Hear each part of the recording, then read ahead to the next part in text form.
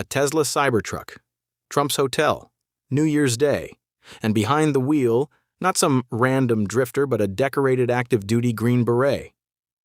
That is why the Matthew Livelsberger case should have garnered more attention than it did.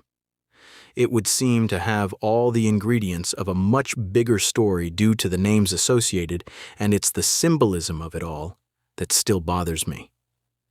On January 1st, 2025, a Tesla Cybertruck exploded outside the Trump International Hotel in Las Vegas. The moment that happened, the story was already strange. But once the identity of the driver came out, it became something else entirely. Matthew Livelsberger wasn't unknown. He had a serious military background, a decorated record, and the kind of resume that raised eyebrows when the story first broke. A Tesla Cybertruck outside Trump's hotel on New Year's Day. That combination is so loaded it almost feels designed in a writer's room. It doesn't read like chance, it reads like symbolism. Investigators do not agree with this take, as they have said that he appeared to have acted alone, but also that he had no animosity toward Trump. In fact, reporting tied to the case said he viewed Trump and Elon Musk positively. So, what was this really all about, and why are certain parts of the story being withheld? Authorities later said Livelsberger left writings describing the act as a wake-up call.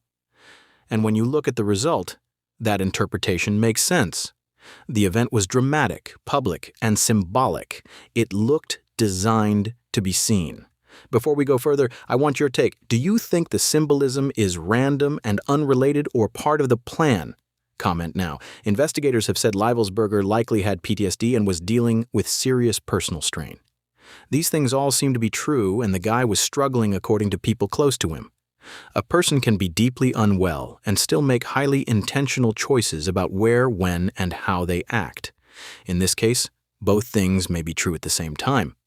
That's part of what makes this story so hard to settle. Police said they found letters, a possible manifesto, and an email connected to the case. And inside that reported email was the claim that blew the whole thing open online. Livelsberger allegedly said the drone wave over the U.S. wasn't just drones at all, but advanced craft using gravitic propulsion, basically anti-gravity tech. He wasn't some anonymous account posting nonsense on the internet. He was a decorated soldier with real experience, and that gives the claim more weight than it would have coming from a random stranger. None of this is obvious proof of anything, but it just makes this story a conspiracy theorist's keyword dream. You have Trump, Tesla, Musk, a Green Beret, and a secret anti-gravity drone war going on over the U.S. On one side, you have the grounded explanation. A decorated man under serious strain stages a symbolic final act and attaches a larger theory to it. On the other side, you have the darker possibility that he believed he was pointing to something real, something sensitive, and that the symbolism of the event was chosen to force people to look. The problem is that there is still much of the details that are not known to the public, which will obviously fan the flames of conspiracy. We know the writings are real, the symbolism is real, his background is real. The anti-gravity claim was real in the sense that it was reportedly made by him. What is still missing is the hard evidence that would turn the claim into anything more than that. And that is exactly why this case keeps hanging around. Not because every extreme theory is true, not because the official explanation is necessarily false, but because this story sits in the worst possible place for a mystery.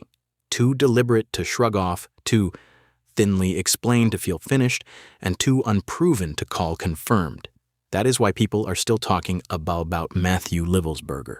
Because the deeper you go, the less this feels like one event, and the more it feels like three stories fighting each other at once. A personal collapse, a symbolic public message, and a claim that may have pushed far beyond what can actually be proved. And until one of those stories fully overpowers the others, this case will stay exactly where it is now. Open, uneasy, and unresolved.